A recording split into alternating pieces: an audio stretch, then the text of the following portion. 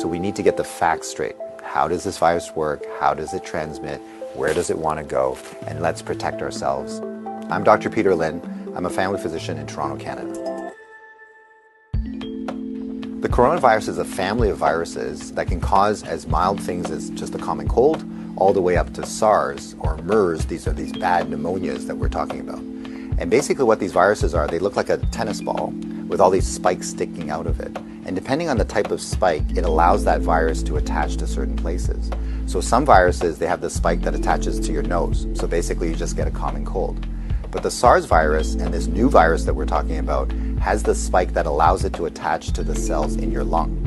And when it attaches there, it puts in information to make photocopies of itself. So it uses our equipment to make more viruses. I'm declaring a public health emergency of international concern over the global outbreak of novel coronavirus.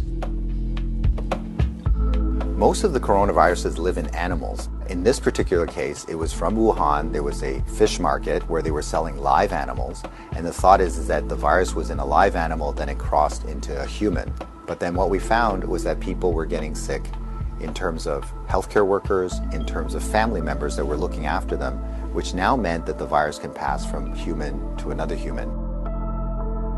Just like all viruses, it needs to reach a target, which is your lung.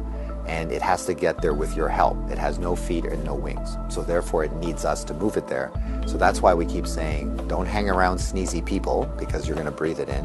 And don't touch your face because that's how the virus is gonna get in. The masks are helpful, but they're not necessary because they're leaky. The ones that you and I buy basically have pockets here, so therefore the virus can get in. What the masks really do is they stop us from touching our face. If you're sick, we tend to mask you, so therefore you're not spewing out the viruses to other people sitting around you. The true people that have the real masks are the N95. Those are sealed. These are for the doctors that may be caring for the patients. So in the beginning, the coronavirus will cause kind of like flu-like symptoms or a cold. So people just get the stuffy nose, that kind of thing. But you'll understand that as soon as that virus starts manufacturing in your lung cells, they're producing all these copies of the virus, all of a sudden now you kill the lung cells. So now you can't exchange oxygen. And that's why one of the early symptoms is people get very short of breath and they tend to have a difficult time breathing, and that's why they end up in hospital. So currently, unfortunately, we don't have a direct treatment for the coronavirus. So we don't have a medication that can kill it off. And so it's really supportive. So in other words, the patient can't breathe, we give them oxygen, help them to breathe. They can't drink, so therefore we give them fluids to support them. Their kidneys begin to shut down, we help them with all those things. So it's a very supportive process. This is a new virus that we've never seen before. So our immune system, our army, are having a hard time figuring out what to do. So usually what we have to do is we make something called antibodies. So these are things that can grab onto the spikes that we see on the virus, and it'll get rid of the virus for you, and that will actually bring you back to good health. So therefore the elderly may have a worse outcome, and of course the young children. So the babies, their immune system is not so good either, so they may not make those antibodies as well. So just remember, your hands may be with virus. Virus cannot hurt you because it can't get through the skin, but the moment I do this, now I've brought the virus right to where it wants to go. So let's remember not to touch our hands to our face. So let's say you think that you might have been on a plane or you might have bumped into somebody that has it. What should you do? So the first thing is to contact a healthcare worker to tell them that potentially you have it.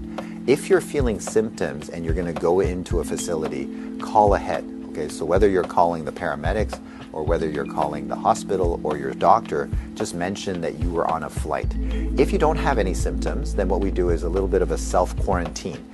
In other words, we can just keep you away from other people, and so you don't go into parties, don't go with your friends, don't go into public transportation. So we can contain it very easily by making sure that you do a self-confinement, so to speak, for the, let's say, 7 to 14 days is the longest incubation time. So after that, if you're feeling well, then you don't have anything to worry about.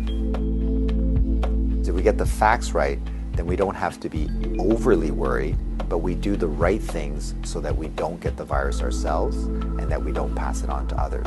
And if we look after each other in this way, this virus will have nowhere to go. It needs us to move it, it needs us to make copies for it, and if we don't help it, then the virus will stop. So we have the power to do that right now.